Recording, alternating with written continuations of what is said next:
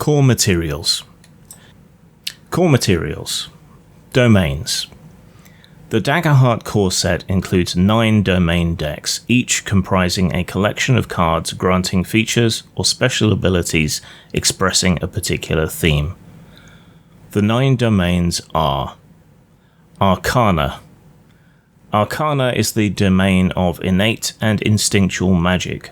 Those who choose this path tap into the raw, enigmatic forces of the realms to manipulate both their own energy and the elements. Arcana offers wielders a volatile power, but it is incredibly potent when correctly channeled. The Arcana domain can be accessed by the Druid and Sorcerer classes. Blade. Blade is the domain of weapon mastery, whether by steel, bow, or perhaps a more specialized arm. Those who follow this path have the skill to cut short the lives of others. Wielders of Blade dedicate themselves to achieving inexorable power over death. The Blade domain can be accessed by the Guardian and Warrior classes. Bone. Bone is the domain of tactics and the body. Practitioners of this domain have an uncanny control over their own physical abilities and an eye for predicting the behaviors of others in combat. Adherents to Bone gain an unparalleled understanding of bodies and their movements. The Bone domain can be accessed by the Ranger and Warrior classes. Codex. Codex is the domain of intensive magical study. Those who seek magical knowledge turn to the equations of power recorded in books, written on scrolls etched into walls or tattooed onto bodies. Codex offers a commanding and versatile understanding of magic to devotees who pursue knowledge beyond the boundaries of common wisdom. The Codex domain can be accessed by the Bard and Wizard classes. Grace. Grace is the domain of charisma. Through rapturous storytelling, charming spells, or a shroud of lies, those who channel this power define the realities of their adversaries, bending perception to their will. Grace offers its wielders raw magnetism and mastery over languages. The Grace domain can be accessed by the Bard and Rogue classes. Midnight. Midnight is the domain of shadows and secrecy, whether by clever tricks, deft magic, or the cloak of night. Those who can channel these forces practice the art of obscurity and can uncover sequestered treasures. Midnight offers practitioners the power to control and create enigmas. The Midnight domain can be accessed by the Rogue and Sorcerer classes. Sage. Sage is the domain of the natural world. Those who walk this path tap into the unfettered knowledge of the earth and its creatures to unleash raw magic. Sage grants its adherents the vitality of a blooming flower and the ferocity of a ravenous predator. The Sage domain can be accessed by the Druid and Ranger classes. Splendor. Splendor is the domain of life. Through this magic, followers gain the ability to heal and, to an extent, control death. Splendor offers its disciples the magnificent ability to both give and end life.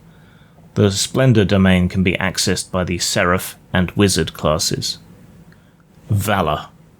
Valor is the domain of protection, whether through attack or defense. Those who choose this discipline channel formidable strength to protect their allies in battle. Valor offers great power to those who raise their shields in defense of others. The Valor domain can be accessed by the Guardian and Seraph classes. Class domains. Each class grants access to 2 domains: Bard, Codex, and Grace. Druid, Arcana and Sage. Guardian, Blade and Valor. Ranger, Bone and Sage.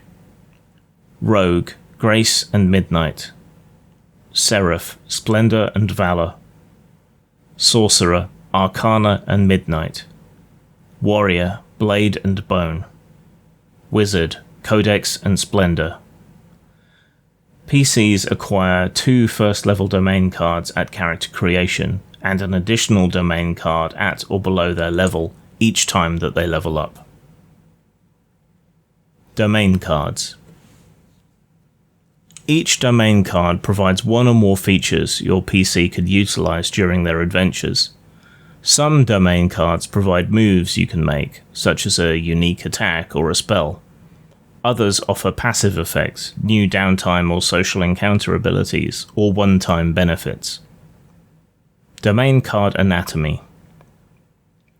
Each domain card includes 6 elements. Level. The number in the top left of the card indicates the card's level. You cannot acquire a domain card with a level higher than your PC's. Domain. Beneath the card's level there is a symbol indicating its domain. You can only choose cards from your class's 2 domains. Recall cost. The number and lightning bolt in the top right of the card shows its recall cost. This is the amount of stress a player must mark to swap this card from their vault with a card from their loadout. Note, a player can swap domain cards during downtime without paying the domain card's recall cost. Title, the name of the card. Type. The card's type is listed in the center above the title. There are 3 types of domain cards: abilities, spells, and grimoires. Abilities are typically non-magical in nature, while spells are magical. Grimoires are unique to the Codex domain and grant access to a collection of less potent spells. Some game mechanics only apply to certain types of cards. Feature. The text on the bottom half of the card describes its features, including any special rules you need to follow when you use that card. Loadout and Vault. Your loadout is the set of acquired domain cards whose effects your PC can use during play. You can have up to 5 domain cards in your loadout at any one time. Once you've acquired 6 or more domain cards, you must choose 5 to keep in your loadout. The rest are considered to be in your vault. Vault cards are inactive and do not influence play. Note, your subclass, ancestry, and community cards don't count towards your loadout or vault and are always active and available.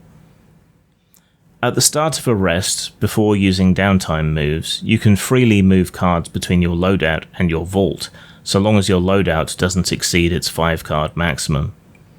To move a card from your vault to your loadout at any other time, you must mark a number of stress equal to the vaulted card's recall cost, located in the top right of the card next to the lightning bolt symbol.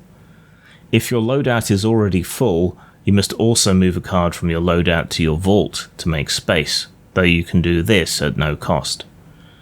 When you gain a new domain card at level up, you can immediately move it into your loadout for free. If your loadout is already full, you must also move a card from your loadout to your vault to make space. Usage limits.